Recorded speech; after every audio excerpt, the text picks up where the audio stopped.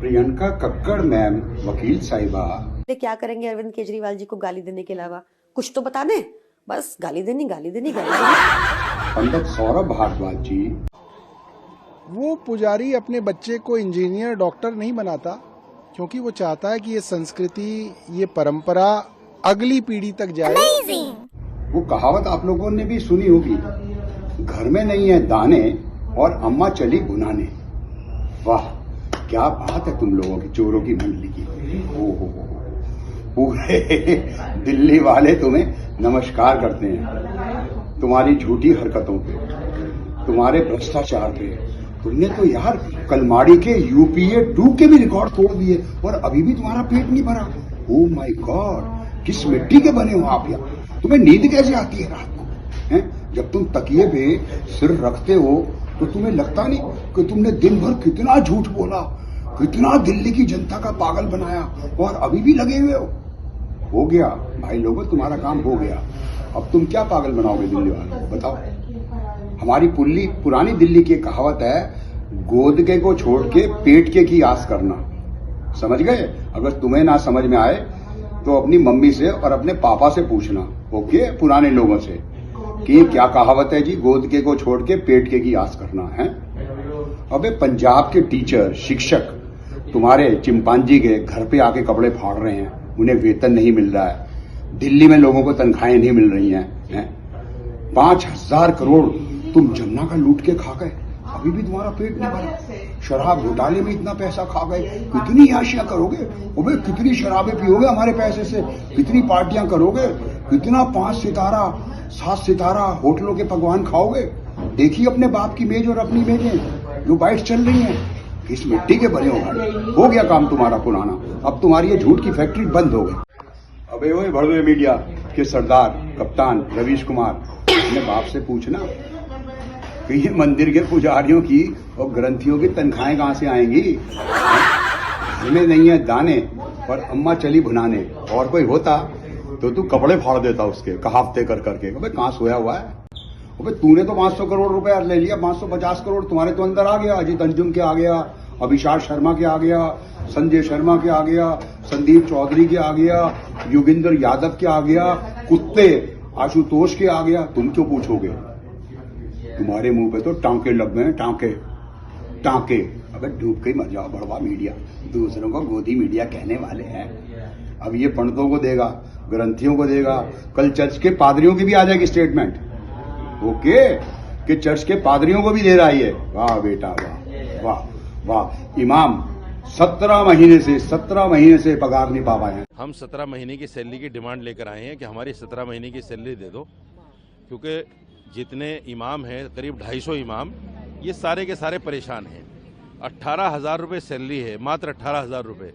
यानी इनका जो मजदूर है दिल्ली सरकार का, उसको ये लोग 21,000 कुछ देते हैं और इमाम की सैलरी सिर्फ 18,000 है। 17 महीने से पगार नहीं मिली है, उनकी किचन कैसे चल रही है? ये तुम थोड़ी पूछोगे कि इमाम भाई लोगों की किचन कैसे चल रही है।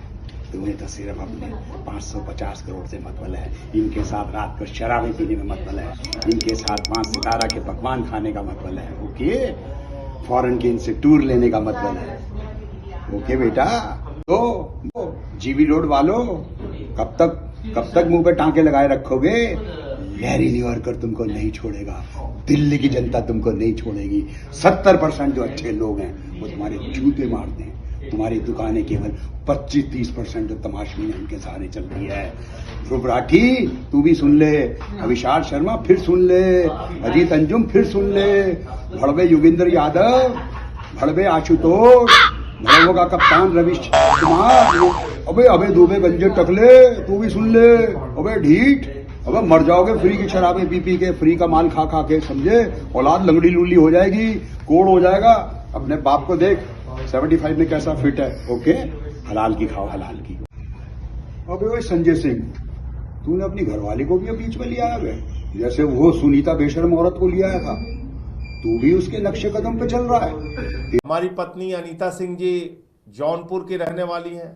मैंने पूर्वांचल का मुद्दा उठाया, यूपी बिहार के लोगों का मुद्दा उठाया, तो अब इस बात पे लग गया कि इनको ही सबक सिखाओ, इनकी पत्नी का ही वोट कटवा दो, तब इनको अकल आएगी। ऐसे मत करो बीजेपी वाले। मेरी घरवाली की वोट सुल्तानपुर में भी है और यहाँ भी है। अबे यहाँ भी धोखा, अबे कहीं तो बख्श दो, अबे कहीं तो बख्श दो। वहां भी वोट डाल देते हो, यहाँ भी वोट डाल देते हो। बाप की बारात में आया, अबे टिकट ब्लैक ही है। तू तो शुरू से ही शराबी कबाबी गुंडा मस्टंडा है। तेरी अपनी रिश्तेदारनियों ने तेरी शिकायत की है। तेरी रिश्तेदारनियां गई हैं थाने, इलेक्शन ऑफिस में। ये बीजेपी नहीं गई है, ये एलजी नहीं गया। अबे तेरे तो रिश्तेदार भी जानते हैं तू कितना गुंडा है, कितना शराबी कबाबी है। शर्मी देखे तेरे कैसी चढ़ रही है फ्री की शराबें पी पी के। अबे तुम्हारा काम खो लिया और तू राज्यसभा से भी बहुत जल्दी निकल जाएगा। ये तेरी लास्ट टर्म है। ओके, टिकट ब्लैक किए, समझ जा, झूठ बोलना बंद कर दे। बेशरम, इतना ही बहुत है तेरे लिए। Thank you. अबे ओए बेईमान चिंपांजी, अब तो बीजेपी की हालत ही हो गई है। अगर ये मंदिर और मस्जिद बनाते रह गए तो आपका बेटा इंजीनियर नहीं बनेगा, उसको पुजारी बनाना पड़ेगा किसी मंदिर में बिठाने के लिए दोस्तों। उसको पुजारी बनाना पड़ेगा किसी मंदिर में बिठाने के लिए दोस्तों। एक पुजारी के सामने गिड़गिड़ा रहे हैं, हमें बचा लो, हमें बचा लो। हमारे सुख दुख सब में काम आता है, फिर भी इनकी तरफ हमने ध्यान नहीं दिया। कोई सेंस है इस बात की? झूठे मक्कार, तू जितने मर्जी घोड़े खोल ले, तू दिल्ली का चुनाव नहीं जीत सकता। तेरी सारी पोल पट्टी दिल्ली की जनता जान चुकी है। जितना तूने अंताक मचाना था 10 सालों में मचा लिया। जितना तूने झूठ बोलना था बोल लिया। अब तू घोड़े खोल ले, जितने घोड़े खोल सकता है, जितने उल्टे सीधे हथकंडे अपना सकता है अपना ले। तेरा 70-0 होगा दिल्ली में, 70-0। 90% जमानतें जब्त होंगी। झूठ के बादशाह, झूठ की फैक्ट्री के मालिक, प्राइवेट लिमिटेड कंपनी दिल्ली में चलाने वाले, तेरी दिल्ली शक्ल भी नहीं देखना चाहती, समझ गए? तेरे लिए जूतों के हार तैयार है, जूतों के। तेरी सिक्योरिटी हट जाए और फिर तू अपना हाल देख। तेरी सिक्योरिटी हटने दे। और भाई पंजाब से कितना पैसा मंगा रहा है तू, है? वो भी तेरे काम नहीं आएगा बेटा, वो भी काम नहीं आएगा। ओके, इतना ही बहुत है तेरे लिए।